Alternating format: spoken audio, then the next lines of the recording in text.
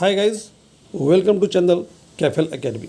दोस्तों, आज हम लोग सीखेंगे सब्जेक्ट वर्ब एग्रीमेंट में किस तरह के क्वेश्चन आते हैं। आइए इसे पढ़ते हैं। तो मैं जो बताने जा रहा हूँ वो चैप्टर का नाम है सब्जेक्ट वर्ब एग्रीमेंट। तो सब्जेक्ट जानते ही हैं किसे कहते हैं, वर्ब किसे कहते हैं, पता ही होगा आप लोगों को। और एग्रीमेंट का अर्थ यहाँ पर होता है तालमेल, यानी मेल। कहने का अर्थ यह हुआ कि सब्जेक्ट का नंबर और पर्सन के हिसाब से वर्ब का भी नंबर और पर्सन होना चाहिए। That is called subject verb agreement. अर्थात सब्जेक्ट अगर सिंगुलर होगा तो वर्ब भी सिंगुलर होना चाहिए, और सब्जेक्ट अगर प्लूरल होगा तो वर्ब भी प्लूरल होना चाहिए। यही है सब्जेक्ट वर्ब एग्रीमेंट। अब होता क्या है कि लोगों को ये पहचानने में दिक्कत होता है कि कब सब्जेक्ट सिंगुलर है कब प्लूरल है। बहुत बार ऐसा होता है, तो उसी चीज को आप बताएंगे अभी। अब एग्जांपल देखिए, ए डॉग इज बार्किंग। यहाँ पर एक डॉग है इसीलिए इज हुआ है, और यहाँ पर है टू डॉग्स आर बार्किंग। तो यहाँ दो डॉग है, दो कुत्ते हैं, इसीलिए आर का प्रयोग हुआ है। यानी आर प्लूरल होता है और इज सिंगुलर होता है। लड़की नाच रही है तो ए गर्ल वाज डांसिंग, दो लड़की नाच रही है तो टू गर्ल्स वेयर डांसिंग। तो ये तो समझ में आ गया आप लोगों को कि इज होता है सिंगुलर, आर होता है प्लूरल, वाज होता है सिंगुलर, वेयर होता है प्लूरल वर्ब। और अगर मान लीजिए वर्ब डू है या वर्ब हैव है, तो मुझे बताइए कि वर्ब अगर गिव है तो ये सिंगुलर है या प्लूरल है। सभी लोग समझ लीजिए, जो भी वर्ब होता है अपना ओरिजिनल रूप में जो होता है V1 में होता है वो प्लूरल होता है। उसको सिंगुलर बनाने के लिए हम एस जोड़ते हैं। यही अंतर है वर्ब और नाउन में। नाउन में प्लूरल बनाने के लिए ऐसे एस जोड़ते हैं, जबकि वर्ब को सिंगुलर बनाने के लिए हम ऐसे एस वर्ब में जोड़ते हैं। ठीक है, तो जैसे डू है तो डू क्या हो जाएगा, सिंगुलर वर्ब कि प्लूरल वर्ब। तो डू यहाँ प्लूरल वर्ब है, इसको सिंगुलर बनाने के लिए इसमें हम एस या ई एस लगाते हैं। यही अंतर है नाउन और वर्ब में। तो डू यहाँ पर क्या है, प्लूरल है, इसको सिंगुलर बनाने के लिए क्या करना पड़ेगा, इसमें ई या ई एस जोड़ना पड़ेगा। ठीक है, तो ये आप लोगों को क्लियर हो गया कि सिंगुलर वर्ब रहेगा तो वर्ब भी सिंगुलर होगा। अगर नाउन सिंगुलर होगा तो, यानी सब्जेक्ट सिंगुलर होगा तो, अगर सब्जेक्ट प्लूरल होगा तो उसके साथ वर्ब भी प्लूरल होगा। ठीक है, ये क्लियर कंसेप्ट हो गया। अब इसमें एक थोड़ा सा पॉइंट है जो याद रखने लायक चीज है कि आई के साथ, आई सिंगुलर होते हुए भी इसके साथ हेल्पिंग वर्ब के रूप में इज एम आर के बदले में एम का प्रयोग होता है, इज का नहीं। और हैज में हैव का प्रयोग होता है, हैज का नहीं, जबकि आई सिंगुलर है, इसे याद रखना पड़ेगा। तो सभी लोग जानते हैं कि आई के साथ एम का प्रयोग होता है, ये वेल नोन है। लेकिन इसमें एक पॉइंट क्या है, एक पॉइंट ये है कि जब आई का प्रयोग क्वेश्चन टैग में करते हैं तो क्वेश्चन टैग में क्या होता है, टैग जो बनाते हैं उसका, उसमें होता है helping verb plus note plus subject. तो जब आई वाक्य का सब्जेक्ट रहता है तो उसका जो क्वेश्चन टैग बनाएंगे तो हेल्पिंग वर्ब के साथ वहां पर एम का प्रयोग नहीं होता है, उसके बदले में आर का प्रयोग होता है। ये बहुत वेल नोन है, नहीं है तो आप लोग समझ लीजिए। तो इसीलिए हम उसको एम नोट नहीं करके आर नोट का प्रयोग करते हैं क्वेश्चन टैग बनाएंगे। तो जैसे कहते हैं कि मैं जा रहा हूं ना, मैं जा रहा हूं ना, इसका बनाएंगे I am going aren't I, amn't I नहीं, आई के साथ यहां पर आर का प्रयोग होता है। अब इसका रीजन है क्यों होता है ये समझ लीजिए। तो इसलिए होता है कि जब भी हम टैग बनाते हैं, क्वेश्चन टैग बनाते हैं, उसमें हेल्पिंग वर्ब प्लस नोट का कॉन्ट्रैक्टेड फॉर्म का प्रयोग करते हैं। जैसे इज नोट नहीं लिखेंगे, इजंट लिखेंगे, आर नोट नहीं लिखेंगे, आरंट लिखेंगे, हैव नोट नहीं लिखेंगे, हैवंट लिखेंगे क्वेश्चन टैग में। तो एम के साथ नोट का कॉन्ट्रैक्टेड फॉर्म नहीं होता है, एमंट नहीं होता है, इसीलिए हम एम नॉट के बदले आरंट का प्रयोग करते हैं जो यहाँ की है। जैसे एग्जांपल देखिए, मैं देर नहीं हूं ना, तो मैं देर नहीं हूं, आई एम लेट आरंट आई। यहां पर एम नॉट के बदले हम आरंट का प्रयोग किए क्योंकि एमंट का शॉर्ट फॉर्म नहीं होता है। अगर यहाँ पे ही रहता है तो क्या होता है, ही इज लेट इजेंट ही, वहां पर एजेंट होता है, हम इज नॉट ही नहीं कर सकते। उसी तरीके से एमंट नहीं होता है, उसके लिए हम उसके स्थान पर आरंट का प्रयोग करते, याद रखना पड़ेगा। यानी क्वेश्चन टैग में अगर आई का प्रयोग हो तो आई के साथ भी आर का प्रयोग होता है, एम का नहीं। Okay, unfulfilled Dzire, unfulfilled wish, या कंडीशन, यानी ऐसा इच्छा जिसको फुलफिल नहीं किया जा सकता है, ये बताने के लिए हम प्रयोग करते हैं इफ या एज इफ या एज दो। इफ मतलब होता है अगर, एज इफ मतलब होता है मानो, या एज दो मतलब भी होता है मानो। इफ ओनली से हम विश प्रयोग करते हैं, जैसे कहते हैं काश ऐसा होता, तो इफ ओनली का प्रयोग आप करते हैं। सपोज का प्रयोग भी करते हैं, या आई विश का भी प्रयोग करते हैं। तो जब इस सब का हम प्रयोग करते हैं तो जनरली इसके बाद हम पास्ट सिंपल का प्रयोग करते हैं। किस चीज के लिए? विश या इच्छा व्यक्त करने के लिए, जिसकी फुलफिलमेंट हो नहीं सकता है, यानी ऐसा जिज्ञासा, ऐसा इच्छा जिसे पूर्ण नहीं किया जा सकता है, वो बताने के लिए हम पास्ट सिंपल का प्रयोग करते हैं। और इसीलिए ये जो भी जितना भी वर्ड हम बता रहे हैं, एज इफ, एज दो, इफ ओनली, इस सब के बाद हम पास्ट सिंपल का प्रयोग करते हैं। कैसे? एग्जाम्पल देखिए, अगर मैं चिड़िया होता तो आकाश में उड़ता, ये पॉसिबल नहीं है, ओनली इट इज इमेजिनेशन, ऐसा इमेजिनेशन जो पूर्ण नहीं हो सकता है। इसीलिए इसे क्या करेंगे? पास्ट सिंपल में प्रयोग करेंगे। तो अगर मैं चिड़िया होता, if I were a bird, यहाँ पर क्या कर दिए प्रयोग? वेयर का। वेयर क्यों किया? क्योंकि पास्ट है इसीलिए। और नेक्स्ट क्लॉज जो हुआ, तो मैं आकाश में उड़ता, I would fly in the sky, यहाँ पर एम नॉट का प्रयोग नहीं होगा। अब सवाल ये उठता है, आप लोग क्वेश्चन करेंगे कि आई तो है सिंगुलर, इसके साथ वाज का होना चाहिए, होता ही है, वेयर का क्यों? तो इसका एक रूल है। रूल ये है कि अगर पास्ट में कोई अनफुलफिल्ड विश या डिजायर होने की बात करता हो और उसमें वर्ब होना हो, होना मतलब बी, तो उस कंडीशन में हमेशा वेयर का ही प्रयोग होगा, चाहे सब्जेक्ट कुछ भी हो। ठीक है? तो उसमें हम हमेशा वेयर का प्रयोग करेंगे, चाहे सब्जेक्ट सिंगुलर हो, प्लूरल हो, से फर्क नहीं पड़ता। या आई के बदले में ही रहेगा तभी वेयर ही होगा, आई के बदले या यू होगा तभी वेयर ही होगा। कहने मतलब यह होगा कि चूंकि ये जो सेंटेंस है ये सिर्फ इमेजिनेशन है।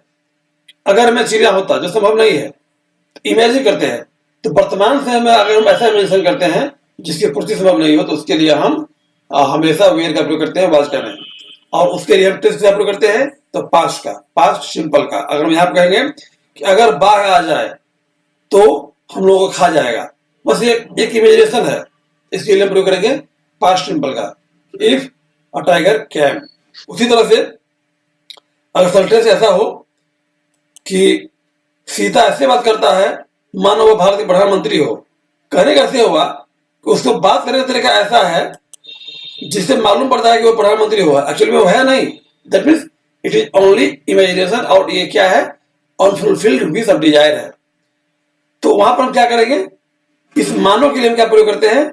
एज इफ या एज दो। अभी जो जैसे पहले बताए थे कुछ सेंटेंस, उसमें था ना एज इफ या एज दो, इसका अर्थ होता है मानो या समझो।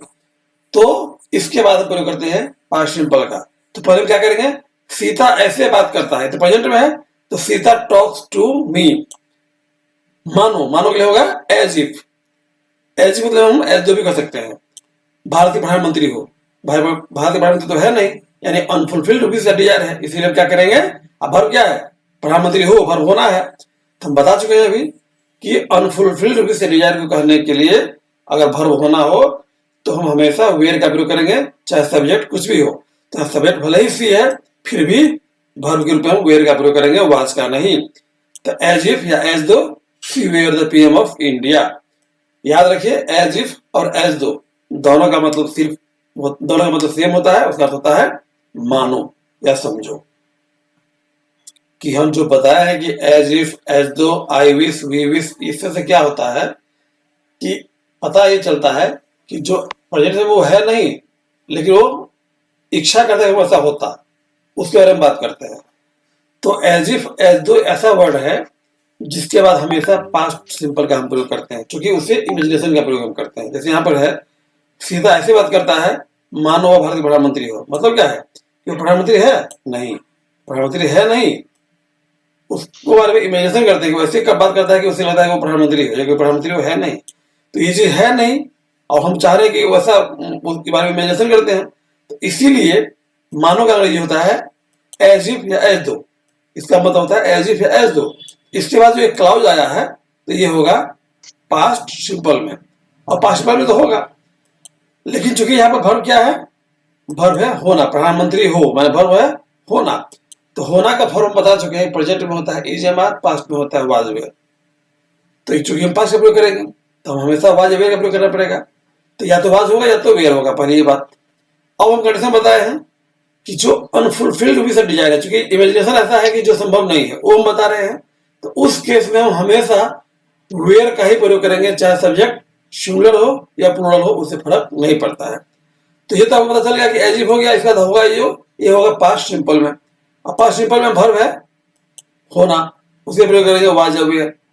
यह है क्या, अनफुलफिल्ड विश या डिजायर है, इमेजिनेशन है, इसीलिए हम हमेशा क्या बोलेंगे, वेयर का ही प्रयोग करेंगे, सब्जेक्ट चाहे कुछ भी हो। सब्जेक्ट यहाँ सी है, बावजूद इसके हम यहाँ वेयर का ही प्रयोग करेंगे, वाज का नहीं।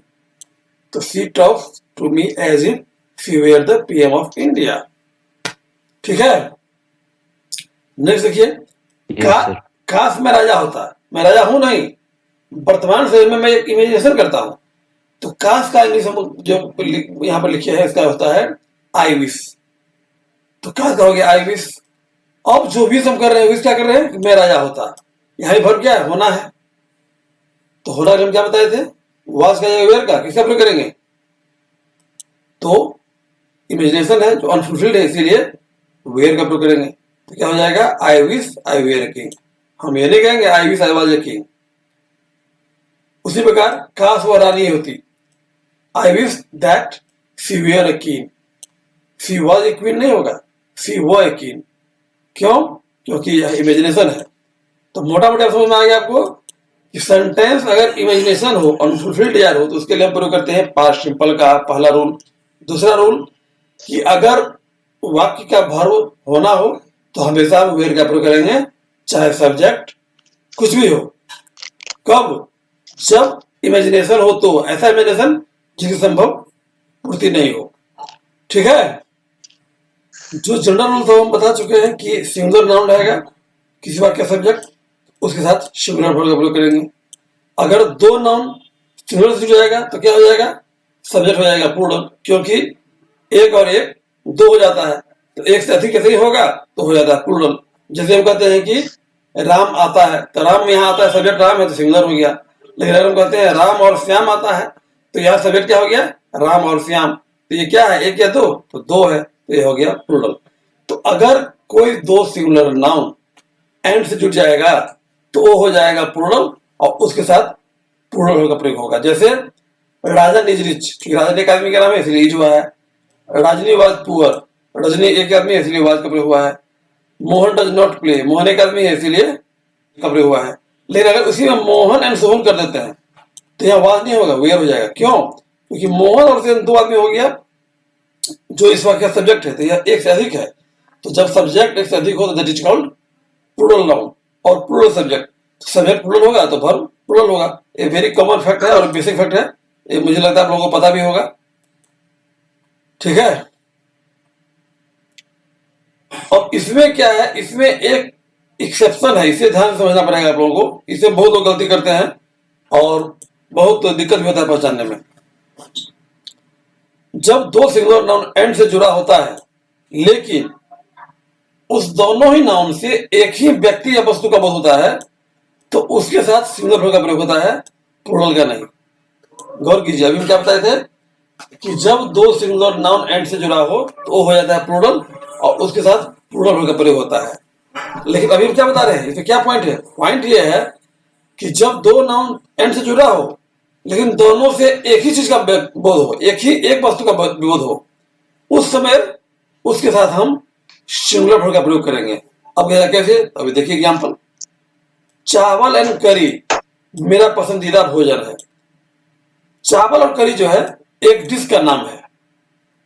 चावल और करी अलग अलग नहीं है, चावल और करी का हम अलग अलग व्यक्त नहीं कर रहे हैं। अगर दोनों का अलग अलग व्यक्त करेंगे तो प्लूरल होगा, लेकिन चूंकि चावल और करी हम भोजन को पसंद कर रहे हैं तो भोजन के लिए डिश, तो डिश में आता है चावल और करी, ये एक डिश के अंतर्गत आता है। इसीलिए चावल और करी से सिर्फ भोजन का व्यक्त होता है। इसी कारण से चावल एवं करी एंड से जुड़ा हुआ है, चावल और करी, फिर भी इसके साथ सिंगुलर वर्ब का प्रयोग करेंगे।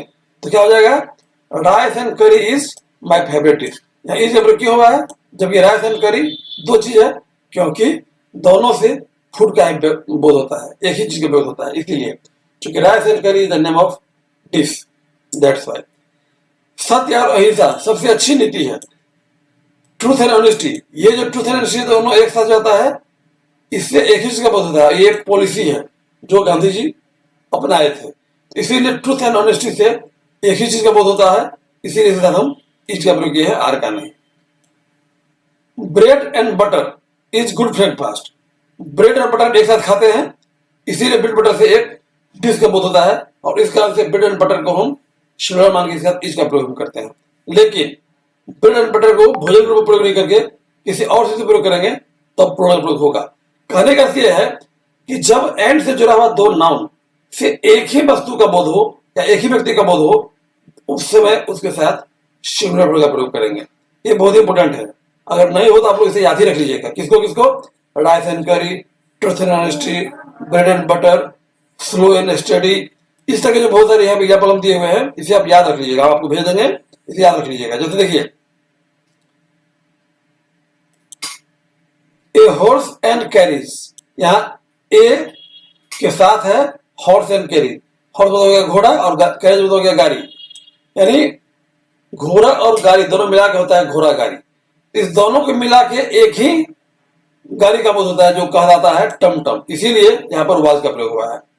ए horse and carriage was seen there, मतलब इस ए हॉर्स एंड कैरेज यहाँ क्या हुआ, एक टमटम गाड़ी। ध्यान दीजिए, हॉर्स एंड कैरेज का मतलब हुआ टमटम गाड़ी, हॉर्स मतलब घोड़ा, कैरेज मतलब खींचने वाला गाड़ी, तो हॉर्स एंड कैरेज होता है टमटम गाड़ी, इसीलिए सिंगुलर से माना जाता है, इसीलिए इसका वाज का प्रयोग किया।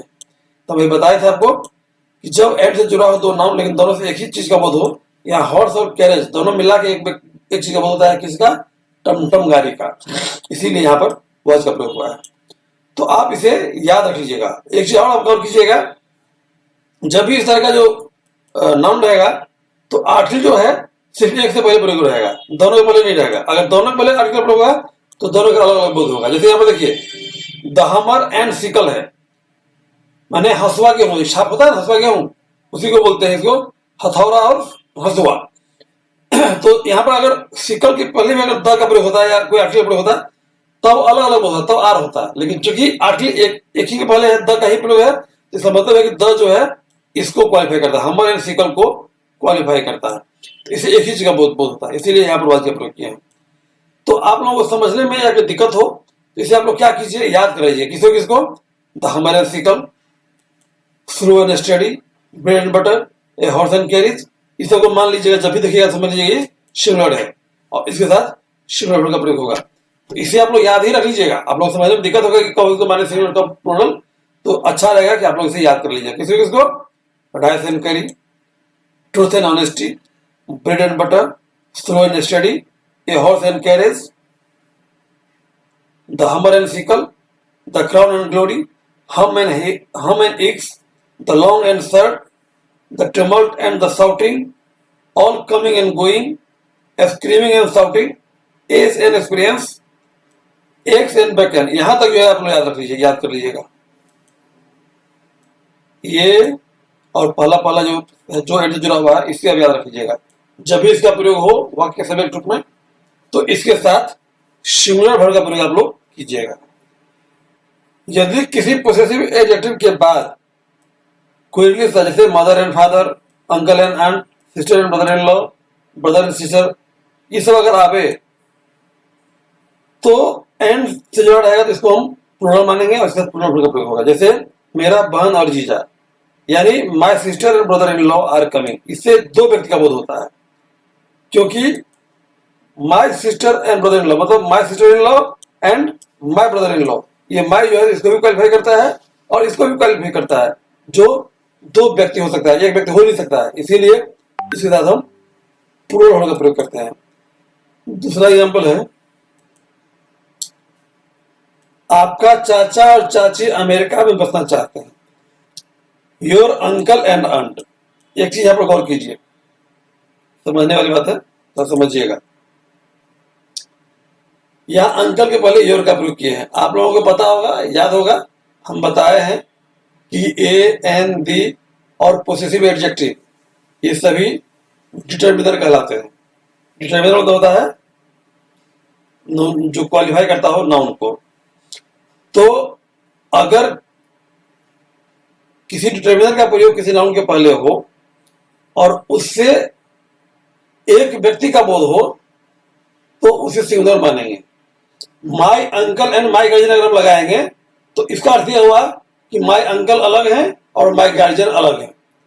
लेकिन अगर हम माई अंकल एंड गार्जियन कहेंगे इसका मतलब यह हुआ कि मेरा अंकल जो गार्जियन भी है, दोनों एक भी हो सकते हैं, इसीलिए माई अंकल एंड गार्जियन से एक व्यक्ति का बोध होगा। लेकिन जब हम कहेंगे माई अंकल एंड माई गार्जियन तो इससे दो व्यक्ति का बोध होगा। ये क्लियर है। ये बताने का प्रश्न यह था कि यहां पर देखिए क्या है कि माई अंकल एंड आंट ये एक नहीं हो सकता है, क्योंकि अंकल और आंट दोनों एक नहीं हो सकता, दो व्यक्ति ही होगा। इसीलिए यहां पर my uncle and my aunt कहने की जरूरत नहीं है, सिर्फ माई अंकल एंड आंट कहेंगे तब भी काम चल जाएगा। जहां पर दोनों को एक होने की संभावना हो वहां पर उसको हम एक मान के सिंगुलर का प्रयोग करेंगे।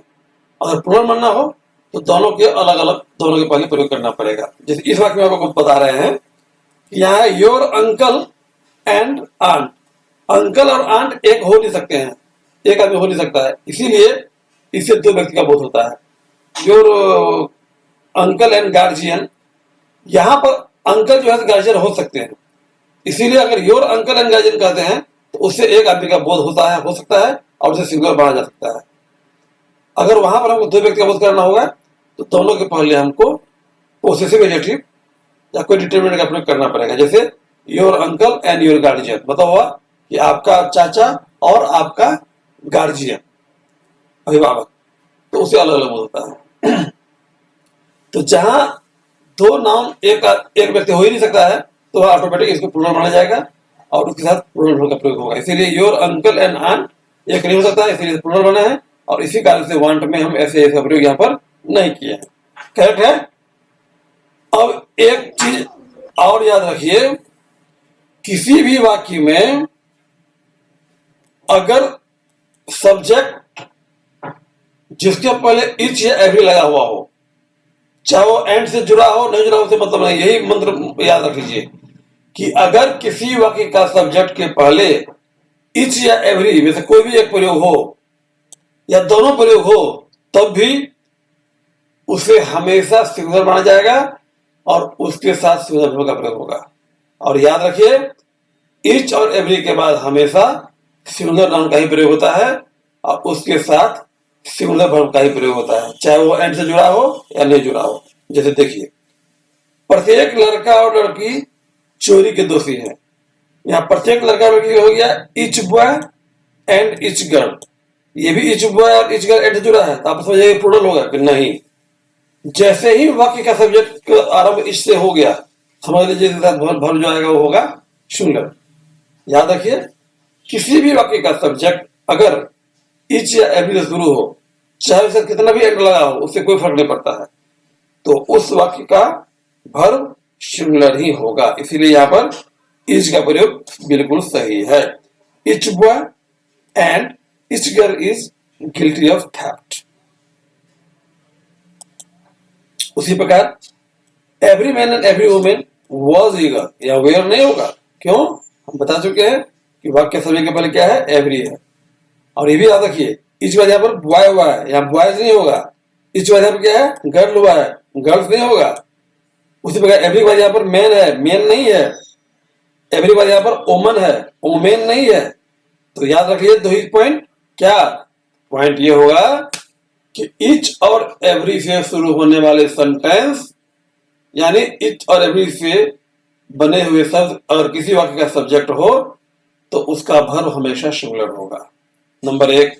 नंबर दो, इच और एवरी के बाद हमेशा सिंगुलर नाउन का प्रयोग होता है।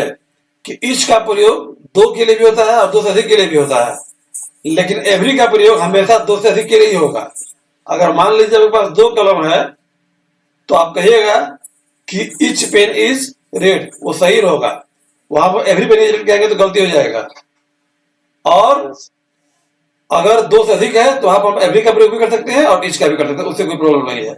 मेन यहाँ इंपोर्टेंट बात जो ध्यान देने वाला था ये था कि ईच और एवरी के बाद जो नाउन आएगा वो भी सिंगुलर होगा और उसके साथ जो वर्ब प्रयोग होगा वो भी सिंगुलर होगा। करेक्ट है। उसी प्रकार अगर दो प्रोनाउन अगर जुड़ा रहेगा एंड से तो हमेशा हम प्लूरल वर्ब का प्रयोग करेंगे, सिंगुलर का नहीं। जैसे मैं और आप उसे सहायता करना चाह रहा हूं, you and I are willing to help. यहाँ पर आई है फिर भी यहाँ पर आर का प्रयोग किया, क्यों किए हैं? क्योंकि यू एंड आई दोनों मिलकर प्लूरल हो गया, इसीलिए यू एंड ही यहाँ भी हैव का प्रयोग किया। जब ही के साथ क्या होता है? हैज का। क्यों किए हैं? क्योंकि यू एंड ही दो सब्जेक्ट हो गया, दोनों मिलकर प्लूरल हो गया, इसीलिए इसके साथ प्लूरल वर्ब हैव का प्रयोग किया है। करेक्ट है। आइदर और नाइदर जब इसका प्रयोग सब्जेक्ट रूप में होता है यानी एज ए प्रोनाउन होता है तब भी, और एडजेक्टिव प्रयोग करते हैं तब भी, यानी जैसे हम ईच और एवरी वगैरह बताए हैं उसी तरीका से आइदर और नाइदर के साथ भी हमेशा सिंगुलर वर्ब का प्रयोग होता है। और इसके बाद अगर नाउन का प्रयोग होगा तो भी सिंगुलर ही होगा। आइदर बॉय होगा, बॉयज नहीं होगा, और आइदर बॉय इज होगा, आर नहीं होगा। उसी प्रकार नाइदर बॉय होगा, बॉयज नहीं होगा, नाइदर बॉय इज होगा, आर नहीं होगा। यानी जो रूल इच और एवरी के साथ लागू होता है वही रूल आइदर और नाइदर के साथ भी लागू होता है जब ये वाक्य का सब्जेक्ट होता है। तो जैसे देखिए, there are two proposal and either is acceptable, मैंने दो प्रस्ताव है और दोनों में से कोई स्वीकार्य है, तो है दोनों के लिए प्रयोग किया आइदर, लेकिन वर्ब पे प्रयोग किया है इज। क्यों? क्योंकि इस वाक्य का सब्जेक्ट आइदर है और जिसे सिंगुलर माना जाता है। उसी प्रकार यहाँ दो कार्य हैं लेकिन दोनों में से कोई अच्छा नहीं है। There are two cars here but neither is good, या नाइदर का प्रयोग किसके लिए किया है? दो कार के लिए, लेकिन फिर भी इसके साथ हम इज का प्रयोग किया। क्यों? क्योंकि नाइदर को सिंगुलर माना जाता है। उसी प्रकार either of, neither of, each of, इसके बाद जो नाउन का प्रयोग होता है वो नाउन प्लूरल हो सकता है। किसके बाद? ऑफ का होता तो। ध्यान दीजिए, अभी हम बताए थे कि आइदर, नाइदर, ईच, एवरी के बाद जो नाउन प्रयोग होगा वो सिंगुलर होगा, लेकिन अगर आइदर, ईच, नाइदर इसके बाद ऑफ हो और उसके बाद जो नाउन का प्रयोग होगा तो वो नाउन प्लूरल में हो सकता है, लेकिन वर्ब हमेशा फिर भी सिंगुलर ही होगा। कैसे? देखिए, इन 5 चेनों में से प्रत्येक चेन मांगा है। Each of this 5 chains, each के बाद ऑफ है, उसके बाद क्या है? दीज 5 चेन्स, यहाँ पे चेन्स प्लूरल आया है, इसमें से प्रत्येक बोल रहे हैं। चूंकि सब्जेक्ट क्या है? ईच हो गया, इसीलिए वर्ब का प्रयोग यहाँ पर हम किए हैं, वो इज हुआ है, आर नहीं हुआ। जब हम क्या कर रहे हैं कि 500 चेन में से प्रत्येक के बारे में बहुत बात कर रहे हैं, ईच का अर्थ यहाँ पर है 500 चेन के बारे में, प्रत्येक चेन, फिर भी इसके साथ सिंगुलर वर्ब का प्रयोग किया है। हाँ, ईच के बाद ऑफ आने के कारण जो नाउन प्रयोग हुआ है वो नाउन प्लूरल हुआ है। उसी प्रकार नाइदर के साथ भी, आइदर के साथ भी अगर ऑफ आएगा तो उसके बाद प्लूरल का प्रयोग होता है, लेकिन विदाउट ऑफ अगर हम नाउन का प्रयोग करेंगे तो हमेशा सिंगुलर नाउन होगा। जैसे देखिए, दोनों में से कोई अंग्रेजी नहीं जानता, तो नाइदर ऑफ देम, यहाँ देम क्या है? प्लूरल नाउन है, सॉरी प्लूरल प्रोनाउन है, दे का देम होता है, लेकिन वर्ब क्या है? नोज। ये क्या हो गया? सिंगुलर। क्यों? क्योंकि इसका सब्जेक्ट क्या है? नाइदर सब्जेक्ट है, तो नाइदर को हमेशा सिंगुलर माना जाता है, इसीलिए neither of them knows English, दोनों में से कोई अंग्रेजी नहीं जानता है। ये जो आप देख रहे हैं, everybody, somebody, nobody, anybody, everyone, someone, ये जितने भी हैं ये सब प्रोनाउन है। जब वाक्य का ये सब्जेक्ट होता है तो इसके साथ हमेशा सिंगुलर वर्ब का प्रयोग होता है, यानी इन सभी को सिंगुलर माना जाता है। जब से इससे बोध होता है प्रत्येक का या एक से अधिक का, बावजूद इसके इसे सिंगुलर माना जाता है और इसके साथ सिंगुलर वर्ब का प्रयोग होता है। जैसे प्रत्येक आदमी अपने भाई का मालिक होता है, यहाँ है प्रत्येक आदमी यानी एवरीबॉडी, लेकिन इससे मानते हैं क्या? सिंगुलर। इसलिए क्या होता है? Everybody is the master of his faith. इसके साथ क्या प्रयोग किए हैं? इज का। उसी तरह से कोई व्यक्ति नहीं जानता कि कब मौत आएगा, nobody knows when death will knock at his door, तो नोबडी इसका क्या किया है? नोज का प्रयोग किया, यानी सिंगुलर माने हैं। तो इसे आपको याद रखना है, ये जितने भी वर्ड दिए हुए हैं इस सभी को सिंगुलर माना जाता है। तो जब वाक्य सब्जेक्ट अगर ये हो तो इसके साथ सिंगुलर वर्ब का प्रयोग हम करेंगे, इसे आपको याद रखना है।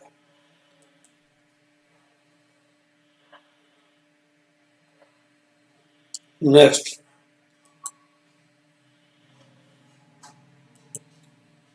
ए large amount, A great deal of, आपको बता भी चुके हैं इसके बारे में, ए गुड डील ऑफ ये बता चुके हैं। इन एक्सप्रेशन के बाद हमेशा प्रयोग होता है अनकाउंटेबल नाउन का, मतलब जिस नाम को हम गिनती नहीं कर सकते हैं। नेचुरली है कि जब अनकाउंटेबल का प्रयोग करेंगे इसका मतलब इस सब को सिंगुलर माना जाता है, तो इसीलिए इसके साथ सिंगुलर वर्ब का प्रयोग करेंगे, क्योंकि अनकाउंटेबल नाउन को सिंगुलर माना जाता है। लेकिन a number of, a large number of, a great number of, a large number of, इसके बाद नाउन भी प्लूरल और उसके साथ वर्ब भी प्लूरल होता है। फिर समझिए, ए large amount of, a great deal of, a good deal of, इसके बाद प्रयोग करते हैं अनकाउंटेबल नाउन को, क्योंकि अनकाउंटेबल नाउन सिंगुलर होता है, इसीलिए इनके बाद ए large amount of, a great deal of, इस सब के बाद सिंगुलर नाउन का प्रयोग करते हैं, जिसके कारण उसका वर्ब भी सिंगुलर होता है। लेकिन इसके विपरीत जब इसे नंबर लग जाता है, यानी a number of, a large number of, a great number of, तो इसके बाद आने वाला नाउन भी प्लूरल होता है और वर्ब भी प्लूरल होता है। जैसे बहुत बड़ी मात्रा में हीरे जब्त किए, मात्रा यानी अमाउंट, तो a large amount of smuggled diamond was seized, या वाज क्या हो गया सिंगुलर, क्योंकि ए लार्ज अमाउंट के बाद जो प्रयोग हुआ है स्मगल्ड डायमंड, डायमंड क्या है हीरा, दिस इज द मेटल, तो इसे सिंगुलर बनाया जाता है, अनकाउंटेबल नाउन है, इसीलिए ये भी सिंगुलर और इसके साथ जो वर्ब है वो भी सिंगुलर।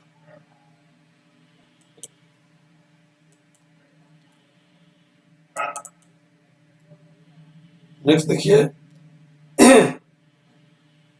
इस योजना को पूरा करने के लिए बहुत साहस की जरूरत है, बहुत साहस यानी साहस वाली करेज, तो करेज क्या है अनकाउंटेबल नाउन है, तो हम क्या करेंगे ए ग्रेट डील ऑफ या ए गुड डील ऑफ का प्रयोग करेंगे, तो ए ग्रेट डील ऑफ का प्रयोग किए, ये क्या है अनकाउंटेबल नाउन है, हम बता चुके हैं कि इसे सिंगुलर माना जाता है, तो जैसे ही ये सिंगुलर हुआ तो इसके साथ जो वर्ब आएगा वो भी सिंगुलर होगा, इसीलिए यहाँ पर हम क्या प्रयोग किए हैं इज का, आर का नहीं, क्योंकि ये भी सिंगुलर और ये भी सिंगुलर, दोनों सिंगुलर है।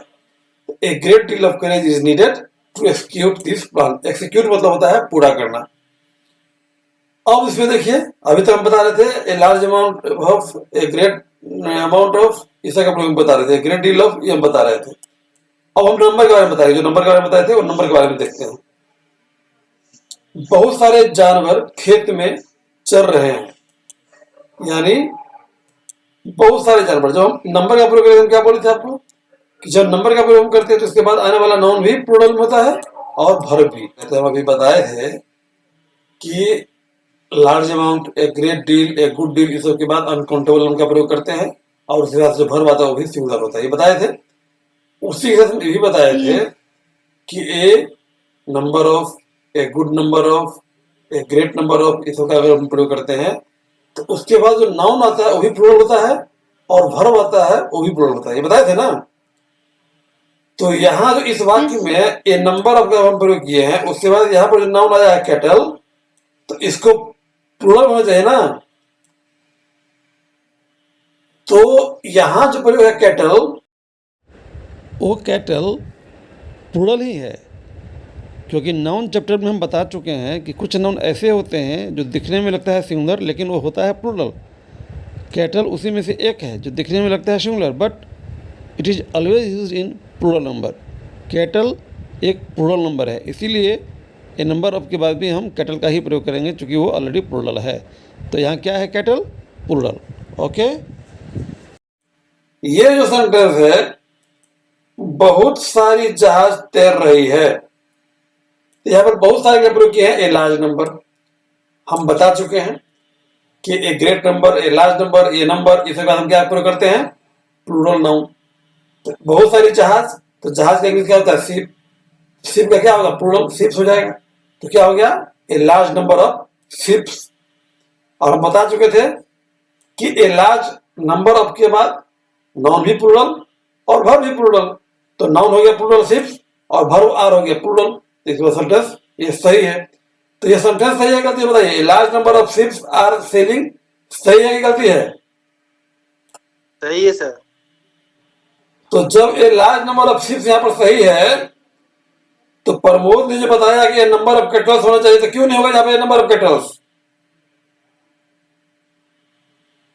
सर कैटल एक खुद प्लूरल नाउन है सर, वहां पे कैटल्स कैसे होगा? कैटल ऐसा नाउन है जो ऑलरेडी प्लूरल होता है, जैसे पीपल मतलब लोग ऑलरेडी प्लूरल होते हैं, तो ये इसका प्लूरल तो बनेगा ही नहीं ना, तो इसमें एस क्यों जोड़ेंगे? Yes sir. इसीलिए number of cattle is correct, क्योंकि ये नाउन ऑलरेडी प्लूरल है, ऐसा नहीं कि नहीं है। ओके नाइस, ये क्लियर हो गया आप लोगों को कि जब नंबर रहेगा उसके बाद नाउन प्लूरल वर्ब प्लूरल, अगर नंबर नहीं रहेगा सिर्फ रहेगा अमाउंट, जैसे large amount, a great amount, A great deal, a good deal, उसके बाद जो वर्ब आएगा वो भी सिंगुलर होगा और नाउन आएगा वो भी सिंगुलर अनकाउंटेबल नाउन आएगा। करेक्ट है? तो गाइज पार्ट 1 में इतना ही। सब्जेक्ट वर्ब एग्रीमेंट का पार्ट 1 यही समाप्त करते हैं। अब आगे की बात सब्जेक्ट वर्ब एग्रीमेंट पार्ट 2 में बताएंगे। तब तक के लिए goodbye and thank you.